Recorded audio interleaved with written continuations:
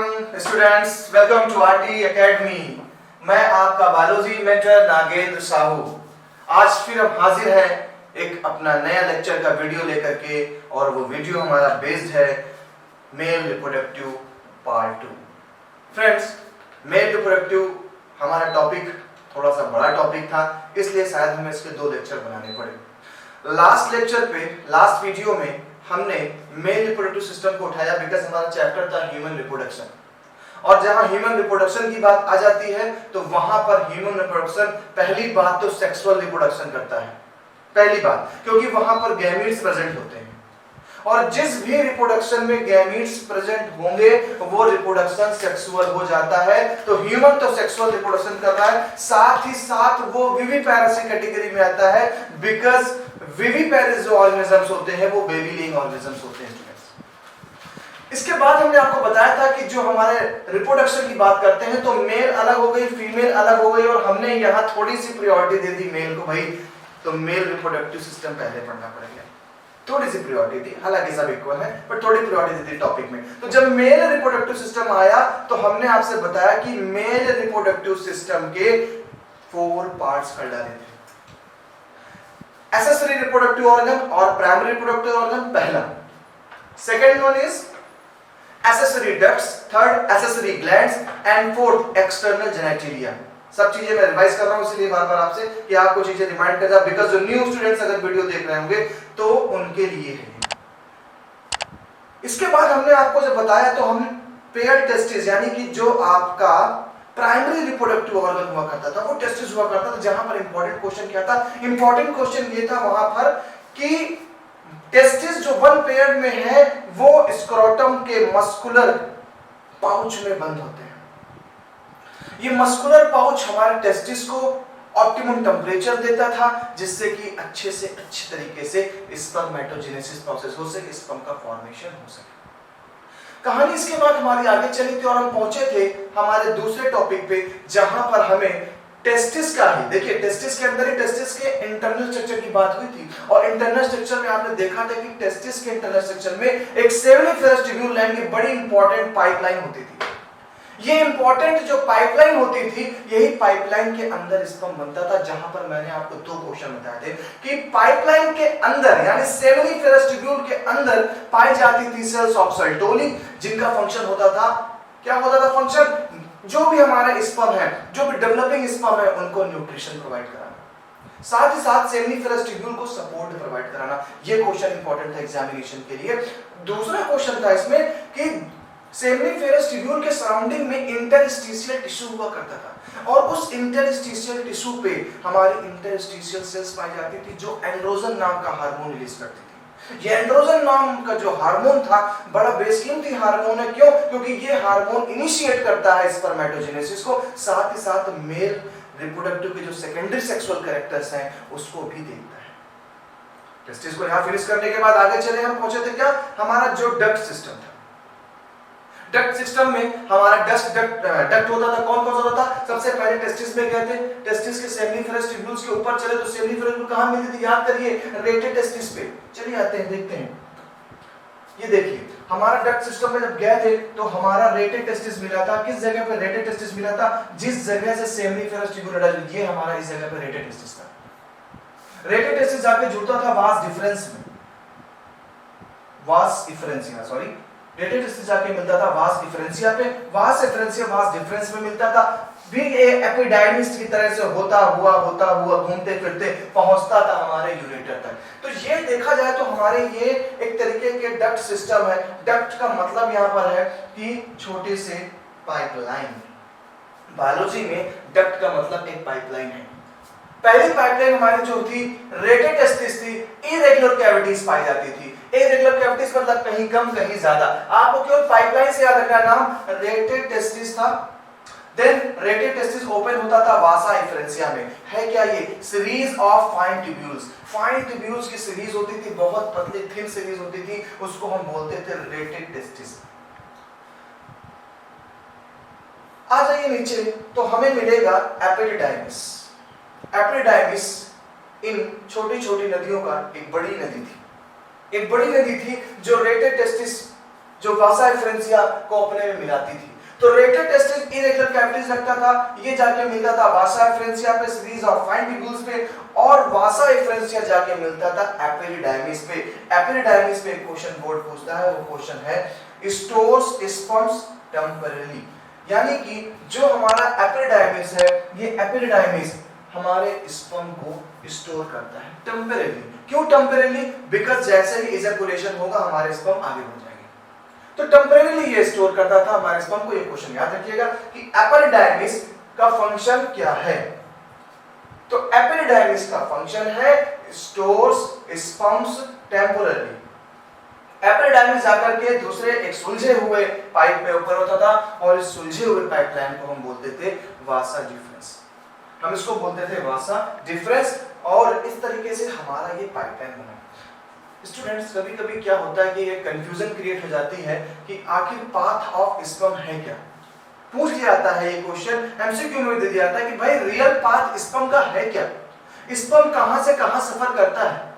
तो अगर ऐसे मैं वर्बली आपको बताऊं कि स्पर्म सेमिनिफेरस ट्यूब्यूल में बना, सेमिनिफेरस ट्यूब्यूल से वो पहुंच गया स्पर्म हमारे रेटेड टेस्टिस पे, रेटेड टेस्टिस से पहुंचा वासा एफरेंसिया पे, वासा एफरेंसिया से पहुंचा एपिडिडाइमिस पे, और फिर वास डिफरेंस पे, देन यूरेटर पे। तो इसका मैं एक फंडा आपको बताता हूं कैसे आपको लर्न करना है हमारा इस फंडे को। एक ब्रॉड यहां पर पॉइंट्स दिए जा रहे हैं, सेमिनिफेरस ट्यूब्यूल, रेटेड टेस्टिस, वही चीज है। देखिए सेमिनिफेरस ट्यूब्यूल्स है, रेटेड टेस्टिस है, वासा एफरेंसिया है, एपिडिडाइमिस है, वास डिफरेंस है, कॉमन इजैकुलेटरी डक्ट है, यूरेथ्रा है, यूरेथ्रल मेजस। अब इसको मैं अपने फंडे में बताता हूं। देखिए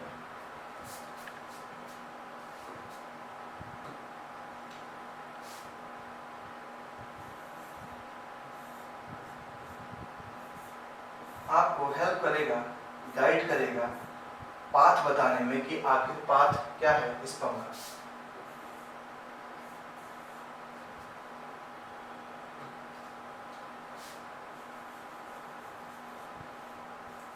सेमिनी FEROU seminiferous tubule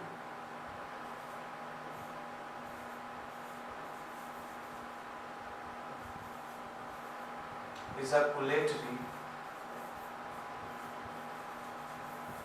duct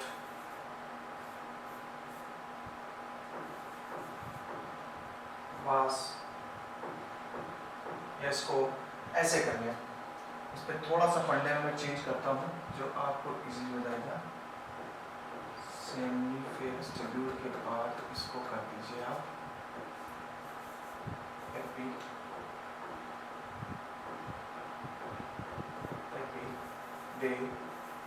epididymis,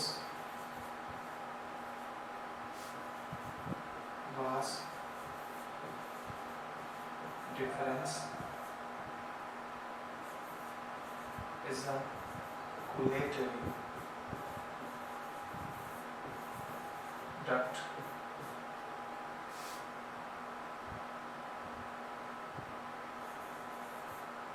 ureter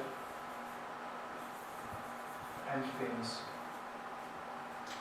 अगर आप ध्यान से देखेंगे तो seminiferous tubules, epididymis, vas deferens, ejaculatory duct, एन से हमारे फंडे में नहीं आता, इसलिए एन से कुछ ना रखें, यू से यूरेटर और पी से पेनिस। आप अगर फंडे में देखेंगे तो फंडे को जरा किस जगह से आप कैच करोगे। मैंने क्या लिखा हुआ, 7 अप। 7 अप एक टाइम की मशहूर कोल्ड ड्रिंक हुआ करती थी, उस कोल्ड ड्रिंक के बिहाफ पे मैंने ये बनाया है 7 अप, यानी कि कोल्ड ड्रिंक के नाम पे है, कोल्ड ड्रिंक है हमारी 7 अप। उस 7 अप पे हमारा बना है ये पाथ ऑफ स्पर्म, ये बना हमारा पाथ ऑफ स्पर्म। तो एक आपको जनरल आइडिया देगा कि पाथ ऑफ स्पर्म, स्पर्म का पाथ क्या है। स्पर्म का पाथ ये था कि सबसे पहले स्पर्म हमारे टेस्टिस में मौजूद टेस्टिकुलर लोब्यूल्स, जो हमारे टेस्टिकुलर लोब्यूल्स होते थे, इन टेस्टिकुलर लोब्यूल्स में मौजूद होता था सेमिनिफेरस ट्यूब्यूल। ये वो सेमिनिफेरस ट्यूब्यूल्स हैं, highly quite structure seminiferous tubule. Seminiferous tubule, इस सेमिनिफेरस ट्यूब्यूल्स से ओपनिंग होती थी और वो ओपनिंग एक नैरोली डक्ट में जाता था, एक इरेगुलर डक्ट्स होते थे और उस डक्ट को आप बोलते थे, उस जगह पे क्या बोलते थे, रेटेड टेस्टिस। लेकिन फंडे के अकॉर्डिंग रेटेड टेस्टिस नहीं आया, लेकिन हाँ फंडे के अकॉर्डिंग रेटेड टेस्टिस से वासा एफरेंसिया, हाँ हमारा एपिडिडाइमिस आ गया। तो यहाँ पर हमारा क्या आ गया, एपिडिडाइमिस, यानी हमारा स्पर्म हमारे सेमिनिफेरस ट्यूब्यूल से निकला और वो पहुंचा कहां पर, रेटेड टेस्टिस और वासा एफरेंसिया के थ्रू एपिडिडाइमिस में। तो मैंने यहाँ पर एपिडिडाइमिस मेंशन किया क्योंकि फंडा बनाना था आपको लर्न कराने के लिए, इसलिए मैंने 7 अप में लिया। रेटेड टेस्टिस एंड वासा एफरेंसिया को मैंने यहाँ पर दिखाया नहीं है। क्यों नहीं दिखाया, क्योंकि फंडे से थोड़ा अलग था आपको, लेकिन ब्रेन पे रखना है क्योंकि आपको काफी आइडिया मिल जाएगा। सेमिनिफेरस ट्यूब्यूल, देन एपिडिडाइमिस हो गया हमारा। एपिडिडाइमिस के बाद वास डिफरेंस होता है, यहाँ से जो नया पाइप जाता है ये पाइप, ये वास डिफरेंस होता है। वास डिफरेंस इजैकुलेटरी डक्ट में मिलता था, याद करिए लास्ट वीडियो में मैंने इजैकुलेटरी डक्ट के बारे में बताया था, जहां पर सेमिनल वेसिकल्स अटैच होते थे, उसी जगह पे इजैकुलेटरी डक्ट होता था। इजैकुलेटरी डक्ट के बाद हमारा आता है डायरेक्टली यूरेटर, और यूरेटर ओपन होता है हमारे पेनिस पे, और पेनिस के थ्रू हमारी बॉडी का जो स्पर्म है वो इजैकुलेट हो जाता है और आउटसाइड ऑफ द बॉडी चला जाता है। तो ये फंडे को आप याद रखिएगा, 7 अप यानी seminiferous tubule, epididymis, vas difference, ejaculatory duct, ureter and penis. तो ये पाथ ऑफ स्पर्म है, ये एक फंडा है जो आपको कुछ आइडिया देगा जिससे आप पाथ को भूले ना। तो याद रखिए 7। वही चीज यहां पर मैंने दिखाई है, हर एक पाइपलाइन का अपना अलग फंक्शन है। जहां पर एक क्वेश्चन तैयार हुआ था हमारा कि एपिडिडाइमिस क्या करेगा, क्वेश्चन बताइए क्या था एपिडिडाइमिस पे। एपिडिडाइमिस स्टोरेज करता है टेम्परेरी हमारे स्पर्म को, बाकी जो सब रास्ते हैं इस तरह चलते हैं। तो हमारा जब पहला हमने मेल रिप्रोडक्टिव सिस्टम स्टार्ट किया था, तो मेल रिप्रोडक्टिव सिस्टम स्टार्ट का पहला जो पार्ट था, वो पहला पार्ट हमारा था क्या, primary reproductive organ, that's mean testis. Testis finish किया, सेकंड पार्ट पे आए तो हमारा क्या था, एसेसरी डक्ट्स थी, वो डक्ट्स को हमने निपटा लिया, सारी डक्ट्स, यही 7 अप वाली डक्ट्स। डक्ट्स के बाद अब हम पहुंच रहे हैं हमारे तीसरे पड़ाव पे, और वो तीसरा पड़ाव हमारा था एसेसरी ग्लैंड्स। चलिए चलते हैं एसेसरी ग्लैंड्स के पास। थर्ड हमारा आ गया एसेसरी ग्लैंड्स। एसेसरी ग्लैंड्स जो हमारी होती हैं, ये एसेसरी ग्लैंड्स बहुत हेल्पफुली सहायक ग्लैंड्स हैं जिनसे कुछ केमिकल रिएक्शन होगा, कुछ केमिकल सेक्रेट होगा, और इनसे जो केमिकल सेक्रेट होने वाला है वो केमिकल कहीं ना कहीं हमारे स्पर्म को न्यूट्रिशन देगा, कहीं ना कहीं हमारे स्पर्म को मोटिलिटी देगा, और कहीं ना कहीं हमारे पाथ ऑफ स्पर्म को लुब्रिकेशन प्रोवाइड कराएगा। कुछ ऐसे ही ग्लैंड्स हैं, चलिए उन ग्लैंड्स के बारे में चर्चा करते हैं। तो हमारा third part of human reproductive system is accessory glands. There are basically 3 types of gland. First gland is seminal vesicle. First gland is seminal vesicle. Second gland is prostate gland, and third one is Cowper's gland or barbourethral gland. 3 glands हमारे पास मौजूद हैं। ये वो glands हैं जो glands हमारे sperm के motility के लिए, स्पर्म के न्यूट्रिशन के लिए और स्पर्म को लुब्रिकेशन प्रोवाइड करने के लिए, क्योंकि पाथ बड़ा लंबा है और रास्ते में खाना चाहिए स्पर्म को, रास्ते में स्पर्म को एकदम स्लोपी पाथ चाहिए जिससे वो आसानी से स्लोप करता हुआ अपने टारगेट तक पहुंचे। सबसे पहले बात करते हैं हम सेमिनल वेसिकल की लोकेशन की। तो देखिए सेमिनल वेसिकल की जो लोकेशन है, आप अच्छे से यहाँ देख रहे हैं, ये पार्ट हमारा टेस्टिस था, ये हमारा टेस्टिस था, ये आपका एपिडिडाइमिस था जो बाहर निकल रहा है। एपिडिडाइमिस के ऊपर जो ये बड़ा सा पाइपलाइन देख रहे हैं, ये पाइपलाइन हमारा था वास डिफरेंस।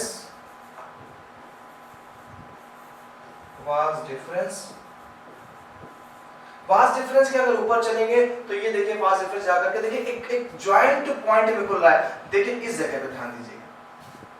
वास डिफरेंस हमारा एक ज्वाइंट पाइप पे खुल रहा है जहां पर हमारी इजैकुलेटरी डक्ट मौजूद है। ये देखिए वन पेयर हमारे इजैकुलेटरी डक्ट है।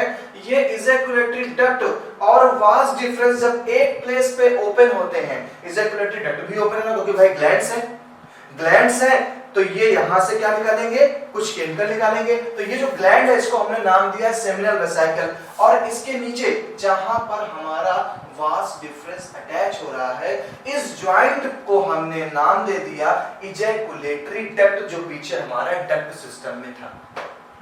तो इजैकुलेटरी डक्ट वो पॉइंट था जहां पर सेमिनल वेसिकल भी ओपन हो रही है और जहां पर हमारा वास डिफरेंस भी ओपन हो रहा है, वो हमारा पॉइंट था इजैकुलेटरी डक्ट। तो सेमिनल वेसिकल ये जो ग्लैंड है, सबसे पहली बात तो एग्जाम में क्वेश्चन पूछ लेता है कि ह्यूमन के रिप्रोडक्टिव सिस्टम में कौन कौन सी पेयर्ड ग्लैंड होती हैं। पेयर्ड ग्लैंड का मतलब जो ग्लैंड पेयरिंग में हो उसे हम पेयर्ड ग्लैंड कहते हैं। तो पेयर्ड ग्लैंड में हमारा आ गया सेमिनल वेसिकल। सेमिनल वेसिकल हमारा जहां पर ओपन हो गया वो पॉइंट इजैकुलेटरी डक्ट बन गया। फंक्शन क्या है सेमिनल वेसिकल का, ये आगे बात करते हैं। सबसे पहले एक ग्लैंड की लोकेशन को ऑब्जर्व करें। हमारी सेकंड जो ग्लैंड है वो ग्लैंड है प्रोस्टेट ग्लैंड। प्रोस्टेट ग्लैंड जो होती है कुछ आपको ट्रायंगुलर शेप में दिखाई पड़ेगी। ये जो ग्लैंड है ये पेयर ग्लैंड नहीं होती है, ये ग्लैंड हमारी पेयर में नहीं पाई जाती है। ये ग्लैंड हमारी सिंगुलर ग्लैंड होती है जो आपको दिखाई पड़ रही है। ये येलो से मैंने उसको लाइन किया, अंडरलाइन किया है। ये आपकी प्रोस्टेट ग्लैंड है। ओनली वन ग्लैंड प्रेजेंट होती है हमारे ह्यूमन रिप्रोडक्टिव सिस्टम में। प्रोस्टेट ग्लैंड के नीचे चले आएंगे तो देखिए दो ये छोटे छोटे आपको ग्लैंड और अपीयर हो रहा है, ये वाले ग्लैंड्स। ये जो ग्लैंड है ये ग्लैंड हमारे हैं काउपर्स ग्लैंड। इन्हीं का अनदर नेम है bulbo urethral gland, bulbo urethral gland. तो हमारे इस प्रोस्टेट ग्लैंड में से मौजूद है हमारा बल्बो यूरेथ्रल ग्लैंड।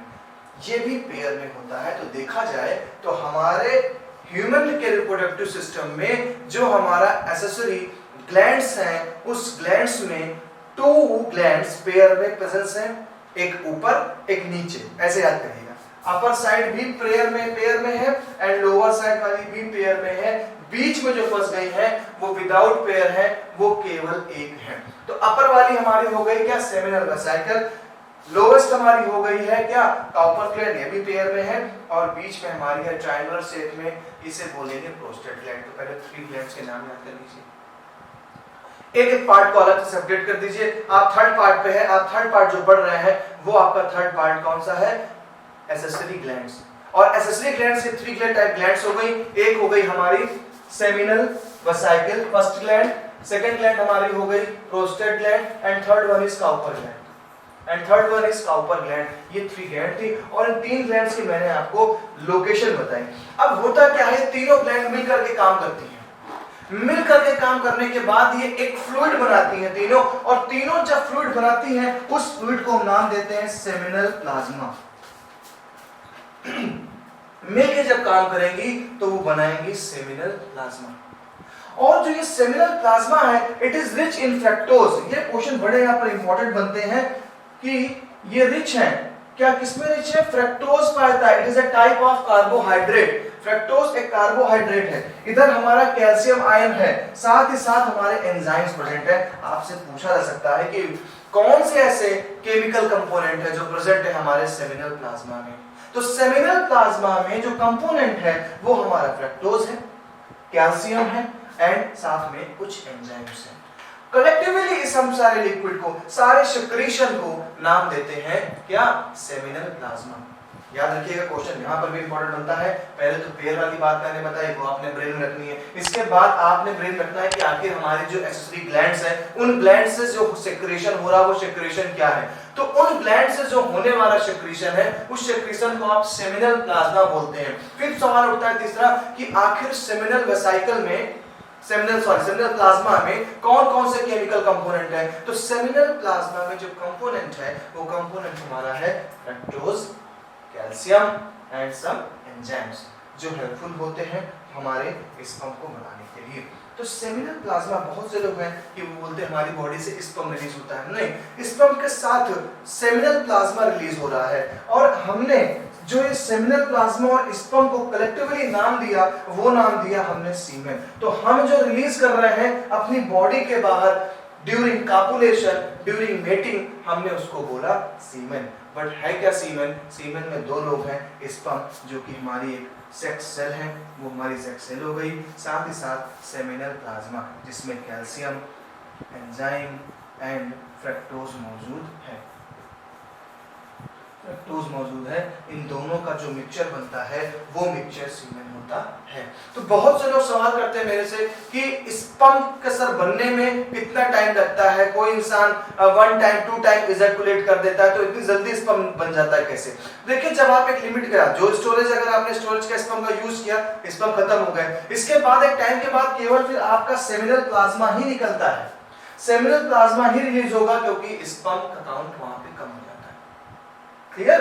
तो ये ध्यान रखिएगा इस चीज को। क्वेश्चन जो मैंने बताया यहाँ पर, एक बताया मैंने सेमिनल वसाइल के ग्लैंड्स के बेस पे, दूसरा ग्लैंड का जो सेक्रेशन है वो सेक्रेशन होता क्या है, तो वो सेक्रेशन है हमारा सेमिनल प्लाज्मा। फिर आपके बात आती है कि सेमिनल प्लाज्मा के कंपोनेंट क्या है, तो सेमिनल प्लाज्मा में स्पर्म अगर मिक्स हो जाता है, यानी हमारा जो स्पर्म है जो कि एक सेल है, एक यूनिसेलुलर पार्ट है, उसको मिला करके हम कलेक्टिवली बोलते हैं सीमेन।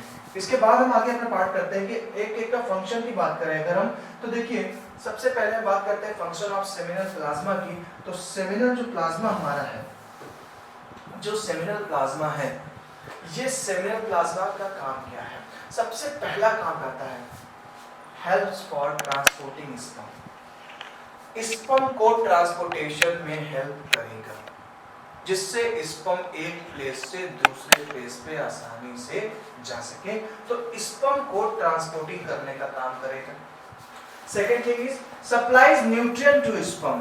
भाई न्यूट्रिएंट तो देगा ही देगा, क्योंकि हमारे स्पर्म में जो सेमिनल प्लाज्मा है, और उस सेमिनल प्लाज्मा में आपने पीछे भी देखा कि मौजूद था क्या, फ्रक्टोज, कैल्शियम एंड एंजाइम्स।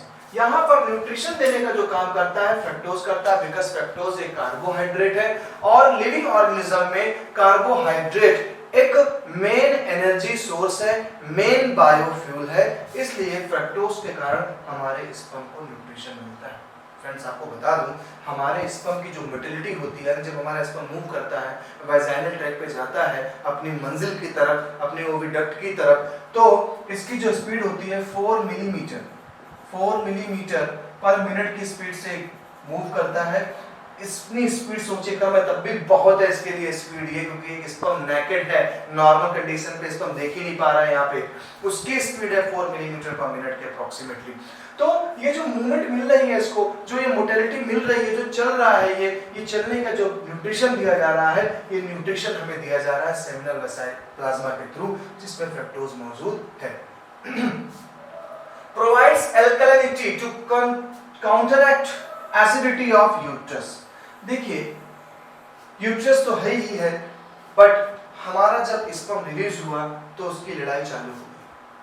अब हमारा स्पर्म वाजाइनल ट्रैक पे जाएगा, ट्रैक एसिडिक है, यूट्रस के पास भी माहौल एसिडिक है, और उस एसिडिक माहौल में अगर हमें सिर्फ स्पर्म जा रहा है तो वो एसिडिक तरीके से मारा जाएगा। समझे कुछ ऐसा, हम किसी एक गली से गुजर रहे हैं, हम अकेले हैं, और उस गली में हमारे ऊपर एसिड डाला जा रहा है, तो सिंपल सी बात है, अगर हम अकेले हैं, हम 4-5 लोग हैं, तो वो मारे जाएंगे। लेकिन अगर किसी तरीके से हम उस एसिडिक मटेरियल को खत्म करने के लिए भयंकर तरीके से हमारे सराउंडिंग में लगातार पानी बरस रहा हो, लगातार वाटर का हमारे ऊपर फाउंटेन छोड़ा जा रहा हो, तो शायद वो एसिडिक मटेरियल हमारी बॉडी को नुकसान नहीं पहुंचाएगा। सेमिनल वेसिकल भी कुछ ऐसा ही सेमिनल प्लाज्मा भी कुछ ऐसा ही करता है। सेमिनल प्लाज्मा स्पर्म के सराउंडिंग में एक अल्कलाइन मीडियम तैयार कर देता है, एक अल्कलाइन मीडियम। ये अल्कलाइन मीडियम हमारे स्पर्म पे होने वाले एसिडिक हमले से हमारे स्पर्म को बचाता है, हमारे स्पर्म पे होने वाले एसिडिक हमले पे हमें बचाता है। तो ये एक तरीके का हमारे यूट्रस में, हमारे फीमेल के यूरिनरी ट्रैक्ट में जो एसिडिटी है, जो एसिडिक केमिकल्स रिलीज हो रहे हैं, उस केमिकल से भी हमारे स्पर्म को बचाया जाता है। तीसरा बहुत बड़ा काम किया हमारे इस सेमिनल प्लाज्मा ने। आगे चलते हैं तो आती है बात secretion of Cowper's gland lubricate the penis. मैंने स्टार्टिंग में बताया था आपको कि ये जो फ्लूइड्स है, ये फ्लूइड्स हमारे पाथ ऑफ स्पर्म को लुब्रिकेशन भी प्रोवाइड कराते हैं, जिससे स्पर्म आसानी से स्मूथली पूरे पाथ पे फिसलते हुए, स्लोप करते हुए निकल जाए। तो लुब्रिकेशन भी दे रहा है। लुब्रिकेशन सिर्फ इनके जाने के लिए नहीं है, लुब्रिकेशन कापुलेट के टाइम के लिए भी होता है, जिससे मॉइस्चर कंटेंट मेंटेन रहे। ठीक है, तो देखिए हमने बात करी फंक्शन ऑफ सेमिनल प्लाज्मा की। तो फंक्शन ऑफ सेमिनल प्लाज्मा में सबसे पहला जो फंक्शन था, helps for transporting sperm. Second is supplies nutrient to sperm. Third is provide alkalinity to counteract acidity of uterus. And the last one is Cowper's gland lubricate the penis. Cowper's gland हमारे penis को lubricate करता है, जिससे चिकनाहट बने रहे, हमारे sperm फिसलते हुए आगे चले जाएं। Secretion of epidermis, vas deferens, seminal vesicle and prostate help for maturation and motility of sperm। सभी मिलकर के हमारे स्पर्म को मोटिलिटी प्रोवाइड कराते हैं।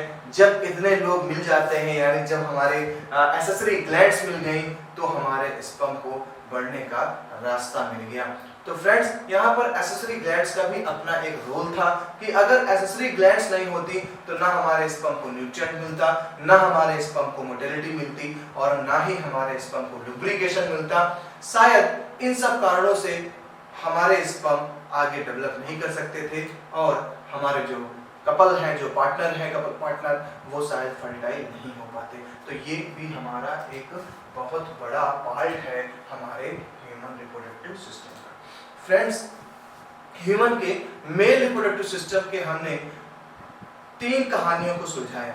फिर से बात करता हूं तो ह्यूमन के मेल रिप्रोडक्टिव सिस्टम 4 पार्ट में ओवरऑल थे, जिसमें पहला पार्ट हमारा था प्राइमरी रिप्रोडक्टिव ऑर्गन या पेयर्ड टेस्टिस, जिसने काम था, मेन काम था, उसने स्पर्म को बनाया। सेकंड हमारा पार्ट था एक्सेसरी डक्ट्स, जिसने रास्ता बताया कि भाई स्पर्म तुम्हें सेमिनिफेरस ट्यूब्यूल से लेकर कहां तक जाना है, जिसके लिए मैंने आपको फंडा दिया था 7 का। थर्ड स्टेप पे जब हम पहुंचे तो हमने थर्ड स्टेप उठाया, और वो थर्ड स्टेप था हमारा एक्सेसरी ग्लैंड्स। उस एक्सेसरी ग्लैंड्स का भी अपना अलग रोल था। उस एक्सेसरी ग्लैंड ने सेमिनल प्लाज्मा रिलीज किया। उस सेमिनल प्लाज्मा ने हमारे स्पर्म को मोटिलिटी दी, न्यूट्रिशन दिया, लुब्रिकेशन दिया, साथ ही साथ यूट्रस में या वेजाइनल ट्रैक्ट पे होने वाली एसिडिक वर्षा से, एसिडिक मार से भी उसको बचाया। और इस तरीके से हमने अपने 3 पार्ट को फिनिश किया।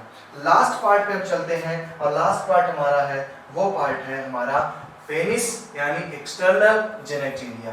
पेनिस से हमारे बोर्ड एग्जाम में क्वेश्चन थोड़ा सा कम आते हैं, फिर भी बात नॉलेज की है तो उसके लिए मैं खड़ा हूं, और ये टॉपिक भी मैं आपको बता देता हूं। ये है हमारा टॉपिक एक्सटर्नल जेनेटिलिया, जहां पर हमारे पेनिस को जिक्र किया जाएगा। It's a male copulatory organ. चलिए देखते हैं क्या है। It is a copulatory organ, I have told. It is a copulatory organ. Copulatory organ का मतलब ड्यूरिंग मेटिंग जिस ऑर्गन से हम कॉपुलेशन करते हैं उसे हम कॉपुलेटरी ऑर्गन कहेंगे। It is made up of special erectile spongy tissue. कुछ नया पॉइंट यहां पर आया, made up of erectile spongy tissue. हमारे पेनिस में मसल्स पाई जाती हैं, जो मसल्स हमारे पेनिस को इरेक्टाइल करती है। बिकॉज मसल्स में कोई बोन्स तो होती नहीं है, तो हमारे मसल्स को इरेक्शन चाहिए ड्यूरिंग कॉपुलेशन। तो ड्यूरिंग कॉपुलेशन पेनिस में इरेक्शन के लिए जो मसल्स, जो स्पंजी टिश्यूज पाई जा रही हैं, वो स्पंजी टिश्यू है, इरेक्टाइल स्पंजी टिश्यू। फ्रेंड्स, बात आती है सर स्पंजी टिश्यू क्या होता है। देखिए, स्पंजी टिश्यू का ऐसा मतलब समझे आप, जैसे कि कुछ फोम्स होते हैं, वो स्पॉन्जी है, आप उसको दबा करके पानी में डाल देंगे, जैसे वो फूलेगा, स्वेलअप करेगा, वाटर एब्जॉर्ब कर लेगा। ये स्पॉन्जी, आपने बाहर निकाला, फिर से उसे दबाया, निचुड़ गया। लाइक दैट आ स्पंज, जिसे हम छेना कहते हैं, उस स्पंज जैसा है। उस स्पंज को दबाया, सारा शुगर सॉल्यूशन बाहर, फिर से डाल दिया, शुगर सॉल्यूशन को एब्जॉर्ब कर लिया। ऐसे टिश्यूज हमारे स्पॉन्जी टिश्यूज होते हैं। तो स्पॉन्जी टिश्यू जो हमारा है, ये पाया जा रहा है हमारे इरेक्टाइल, हमारे कॉपुलेटरी ऑर्गन में। When spongy tissue is filled with blood, वहां स्पंज में चाशनी है, यहां क्या है, यहां पर हमारा ब्लड है। जैसे ही हमारे ब्रेन ने इंटेंशन दिया ड्यूरिंग कैलकुलेशन, हमारा ब्लड सर्कुलेट होना चालू हो गया हमारे इरेक्टाइल स्पॉन्जी टिश्यू के पास। जैसे ही इरेक्टाइल स्पॉन्जी टिश्यू के पास ब्लड का सर्कुलेशन भागा, जैसे ही ब्लड का सर्कुलेशन भागा, हमारे स्पॉन्जेस भर गए ब्लड से, और जब भर गए तो द पेनिस इरेक्ट्स, हमारा पेनिस इरेक्ट हो जाएगा, हमारा पेनिस इरेक्ट हो जाएगा। देखिए वो जो स्पॉन्जी टिश्यू है वो लिखे हैं कॉर्पस कैवर्नोसम, कॉर्पस स्पंजियोसम, ये हमारे वो स्पॉन्जी टिश्यूज है जहां पर ब्लड आने वाला है।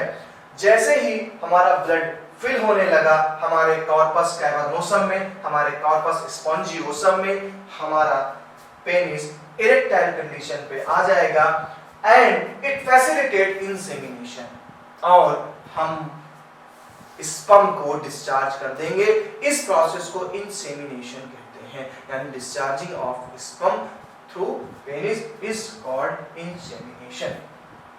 डायग्राम आपको काफी क्लियर दिख रहा होगा। ये हमारे स्पॉन्जी देखिए टिश्यू है पहला, ये दूसरा, यहाँ से हमारा ब्लड का सर्कुलेशन ब्रेन से आया, यहाँ पर हमारी ब्लड वेसल्स होती हैं जो एओर्टा से डायरेक्ट कनेक्ट होती हैं, वहां से ब्लड आया, हमारा spongy erectile spongy tissue blood filled हो गया, ब्लड फिल हो गया तो वो इरेक्टाइल हो गया। जैसे इरेक्टाइल होगा हमारा इंसेमिनेशन का प्रोसेस स्टार्ट होगा।